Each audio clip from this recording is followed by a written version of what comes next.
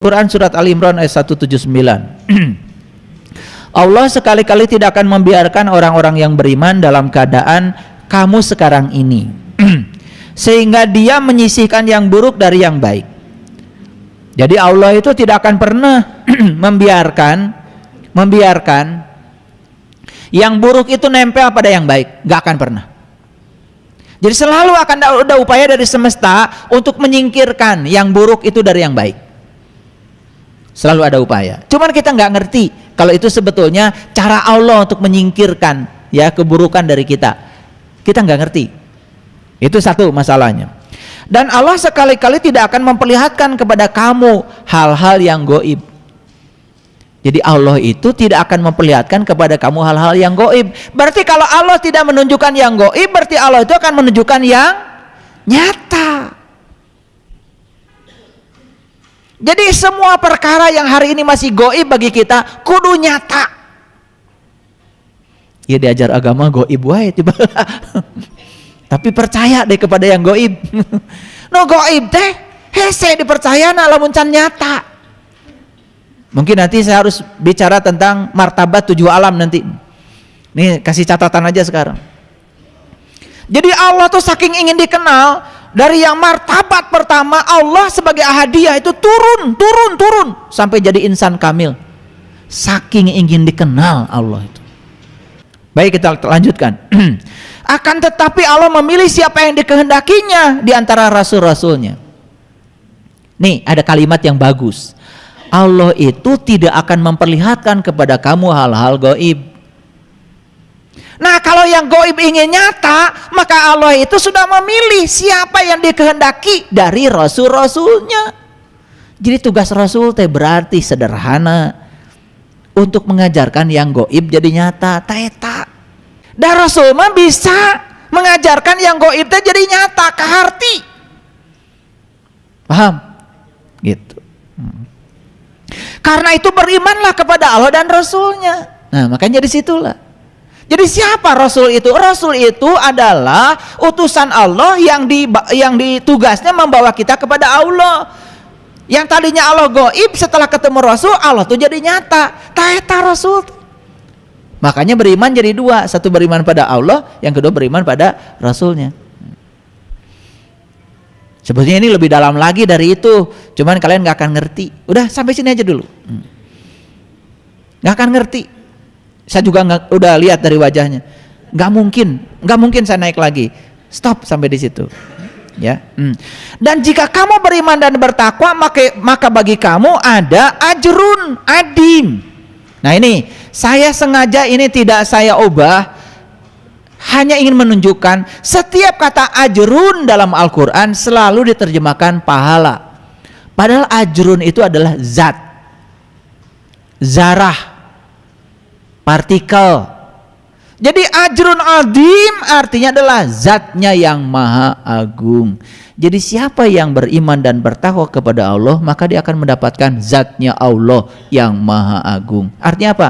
Dia akan mengenali Allah lebih dalam lagi. Itu maksudnya. Itu sebetulnya yang sering diterjemahkan pahala selama ini itu bahasa Arabnya itu ajrun. Makanya saya tidak terjemahkan, tidak dirubah terjemahnya. Biarkan seperti itu. Tapi saya berikan komen sedikit supaya mengerti. Paham? Oke. Baca lagi ayat yang lain. Nah, ini ada beberapa ayat sengaja saya munculkan di sini. Ini Quran surat Al-Fat ya, ayat 27. Ini keren sekali. Al-Fat itu bukan kemenangan. Tolong dikoreksi itu, karena banyak terjemahan Quran yang mengatakan Al-Fat itu kemenangan. Al-Fat itu keterbukaan, keadaan terbuka. Jadi dari Al-Fatihah, Al-Fatihah kan pembuka. Jadi Al-Fat itu adalah keadaan terbuka. Setelah ketemu Al-Fatihah, baru kita akan memasuki keadaan terbuka. Itu Al-Fat namanya. Jadi Quran surat Al-Fat itu isinya cerita tentang pengalaman bagi yang sudah terbuka. Terbuka apanya? Terbuka penglihatan kolbunya kepada Tuhan. Oke, kita lihat ayat ini. Sesungguhnya Allah akan membuktikan kepada Rasulnya tentang kebenaran mimpinya dengan sebenar-benarnya, bahwa sungguhnya kamu pasti akan memasuki Masjidil Haram. Jadi tugasnya Rasul itu adalah mengantarkan kita ke Masjidil Haram. Masjidil Haram itu adalah tempat asal kita hakikatnya. Makanya manusia itu berjalan ilal Masjidil Haram, minal Masjidil Haram ilal Masjidil Aqsa. Maaf ya, Masjidil Haram itu adalah rahim ibu kita. Masjidil Aqsa itu adalah tempat yang jauh, sejauh kita mencari. Kalau kita bertemu dengan seorang guru yang akan mengantarkan kita kembali menemukan pengalaman persis seperti saat kita di rahim, itu namanya Masjidil Aqsa. Makanya ketika di rahim kan kita ditanya, alastu birabbikum, apakah aku ini Tuhanmu? Kita bisa menjawab saat itu, qalu bala syahidna, ya aku menyaksikan. Loh, sekarang jadi tidak bisa menyaksikan. Loh, sekarang tadi tidak bisa menjawab. Berarti harus ketemu dulu Masjidil Aqsa, tempat yang jauh, sejauh kita mencari untuk menemukan hakikatnya diri. Nah, gimana caranya? Kan dari asal kembali ke asal. Itu siklusnya. Makanya kalau kita pergi ke Mekah, kemudian kita tawaf, bikin lingkaran. Berasal dari satu titik, berarti titik yang sama. Jadi, Masjidil Haram dengan Masjidil Aqsa itu tempatnya itu juga. Paham ya? Nah ini, perhatikan ya, agak berat nih kuliah kita. Masjidil Haram dan Masjidil Aqsa itu adalah tempat asal sekaligus juga tempat akhir. Makanya begitu ketemu asal dan akhir, jadi tidak berawal, tidak berakhir. Itu yang disebut dengan keabadian. Nah, oleh karena itu, maka ya tugasnya Rasul adalah mengantarkan kita ke Masjidil Haram. Mana Masjidil Haram? Mengantarkan kembali kepada pengalaman saat kita di rahim ibu. Itu. Makanya Nabi Yunus juga kan ditelan ikan, betul nggak? Kembali ke alam mas kumambang. Kalau dibahas dalam sekali nih, ya. Stop sampai di situ, biar nggak pusing. Nah, tetapi, nah ini, kamu itu harus dicukur. Rambutnya harus digunting. Ini sederhana nih, lihat saya semua. Jadi menurut Quran ini, syarat memasuki Masjidil Haram itu harus cukur rambut. Kalau di Mekah haji, justru kalau sudah selesai semuanya baru cukur rambut. Nah, itu bedanya. Di ayat ini dikatakan kalau mau masuk Masjidil Haram kamu harus cukur rambut. Ini Masjidil Haram yang hakikat, syaratnya harus cukur rambut. Dibotakin gitu? Rambut yang ini dibotakin berkali-kali pun nggak penting. Ya, jangan dikira kalau orang botak itu kemudian suci pikirannya. Kalau menyucikan pikiran itu dibotakin, ya tentu saja yang untung kan orang Garut. Karena tukang cukur kabeh di Garut. Makanya saya beda profesi walaupun dari Garut. Kalau teman-teman saya nyukur bagian luarnya, kalau saya ambil profesi yang berbeda, nyukur bagian dalamnya. Jadi kalau ingin memasuki Masjidil Haram yang hakikat, syaratnya satu, cukur rambutmu di bagian dalam.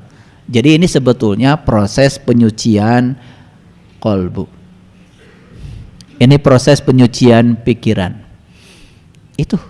Makanya Nabi Musa waktu mau diundang ke Al-Muqaddasi Tua, kan kata Allah, "Hai Musa, kini kamu berada di Al-Muqaddasi Tua, lepaskan kedua terompahmu." Kan gitu dalam Quran surat Toha. Maka disuruh melepaskan kedua terompah. Karena apa? Nih. Pikiran itu selalu terjebak oleh dualitas. Makanya kemarin saya bilang di kajian, dualitas jangan ditandingkan, tapi dualitas disandingkan. Gitu. Ya? Apakah suami istri dualitas? Dualitas. Makanya disandingkan di pelamin, bukan ditandingkan. Sapoe dua poe mah masih bersanding. Tapoe katilu bertanding. Lucu. Ya? Itu. Jadi bersihkan, ya, cukur, gunting rambutmu. Ini kan urusan ini, karena manusia ini yang paling berbahaya di sini nih, bagian sini. Kalau sini kotor, ke sini kotor. Udah semuanya jadi kotor. Kalau di sini kotor kan ke sini juga kotor, betul nggak? Orang yang konflik dengan pikirannya pasti selalu konflik dengan kata-katanya. Itu kan yang kemudian membuat suasana semesta ini jadi penuh polusi. Oke, itu. Makanya lihat ayat berikutnya. Ini penting, ya. Zalika fathan qarib. Ya. Zalika fathan qariba. Apa maknanya? Dia memberikan sebelum itu keterbukaan yang dekat. Fathan. Jadi, lihat saya semuanya. Untuk memasuki Masjidil Haram yang hakikat harus bertemu dengan seorang Rasul di zamannya. Zaman sekarang sudah tidak ada Rasul, yang ada adalah para pewarisnya, itu pun sudah langka. Syukur kalau kita bisa bertemu salah satu, itu sholawat. Makanya siapa yang bertemu dengan penerus ilmunya Rasul di sini saat ini sekarang, maka dia akan dapat syafaat. Wujudnya syafaat adalah ilmu. Ilmu untuk membuka ketertutupan mata kalbu kita. Begitu sudah dapat ilmu itu, brai, terbuka. Ini yang disebut dengan fathan qoriban. Itu yang disebut dengan keterbukaan yang amat dekat. Jadi terbuka itu dekat, nggak jauh. Yang harus dibuka itu bukan langit yang jauh di sana, langit terdekat di sini. 7 lapis langit yang harus dibuka itu ada di sini. Keren nggak ayat ini? Dan kalau saya kupas ini ayat ini, waduh, waktu kita nggak akan cukup. Udah, stop dulu sampai situ. Itu aja udah bagus. Ya. Itu. Jadi dibatasi ya, dibatasi. Saya tidak. Nah, kembali lagi, lihat saya semuanya. Jadi, kalau kita ingin melakukan perubahan, salah pendekatannya, salah strateginya, apakah perubahan itu bisa terjadi? Nggak akan terjadi. Kita ingin masuk ke dalam rumah, malah memukul-mukul tembok. Walaupun tangan kita ini sudah berdarah-darah mukul-mukul tembok, tembok tidak akan berubah menjadi pintu. Dan kita tetap tidak akan bisa masuk. Perubahan tidak akan terjadi. Oke? Nah, selama ini jangan-jangan kita ini, maaf, ngaji sudah. Baca Quran sudah. Sholat sudah. Haji sudah. Umroh bolak-balik. Ya kan? Semua hal sudah dilakukan, tapi kenapa perubahan tidak terjadi? Jangan-jangan kita ini sebetulnya salah pantau. Itu maksud saya teh. Jadi pantau yang mau dimasukinya tuh salah, bukan itu. Makanya kenapa ada doa di Quran, ya Allah, ya, masukkanlah aku dengan cara yang benar. Dan keluarkan aku dengan cara yang benar. Tai sing apal pantona.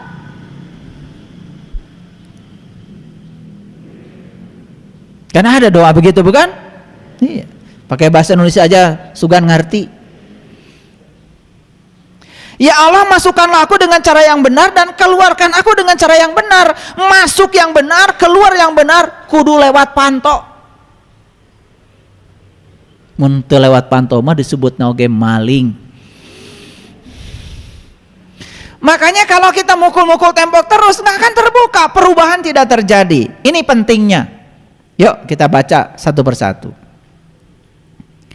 Hanya orang yang paling bijaksana dan paling bodoh yang tidak akan berubah. Hanya 2 di semesta ini yang tidak akan berubah. 1 yang paling bijaksana, 2 yang paling bodoh. Hati-hati jadi orang yang paling bijaksana. Makanya jangan mau jadi orang yang paling bijaksana. Muharobah. Apalagi mengatakan dirinya seakan-akan sudah mencapai kebijaksanaan. Ngerasa. Ya beda. Ya, rasa jeung rasaan tuh beda. Coba saya tanya. Matahari terbit dari mana? Dari mana matahari? Tuh, timur. Terbenam? Barat. Da kieu we ti baheula pelajaranna. Ieu mah pelajaran rarasaan. Betul? Apan bumi teh mengelilingi matahari, bukan matahari anu ngider. Kalau terbit dari timur terbenam di barat mah berarti matahari itu terbit, habis itu terbenam. Cek matahari itu emang gue pikirin. Kan matahari mah cicing. Dunya orang anu ngerulangan panon-panon gitu. Terus terbit dari timur mana? Terbenam di barat mana? Iya mah rasaan. Nah, makanya beda rasa jeung rasa itu kebenaran.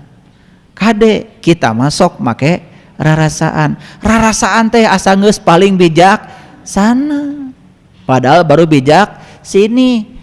Nah, siapa orang yang paling bodoh? Hati-hati. Orang yang paling bodoh bukan orang yang tidak sekolah. Bukan orang yang tidak masuk perguruan tinggi, bukan sekolahnya tidak S3, bukan. Orang yang bodoh itu orang yang tidak sadar kalau dirinya bodoh. Makanya orang yang berada dalam kegelapan tapi tidak sadar sedang berada dalam kegelapan tidak akan pernah merindukan cahaya. Yang paling berbahaya di dunia ini adalah orang yang bodoh tapi tengah rasa bodoh. Mama tahan batur tah si bodoh teh. Betul nggak? Iya. Jadi nyilakakeun batur. Betul nggak? Iya. Untuk meningkatkan itu berarti berubah. Menjadi sempurna itu berarti sering berubah. Lihat saya semuanya. Tidak mungkin untuk meningkatkan kualitas diri tidak berubah, nggak mungkin. Dan untuk menjadi sempurna malah harus sering terjadi perubahan. Makanya saya 1000 ulang kali bahwa hidup ini kan perubahan. Nah, kita ini dalam hidup itu yang paling berbahaya adalah tidak mau menerima perubahan. Hayang kitu wae.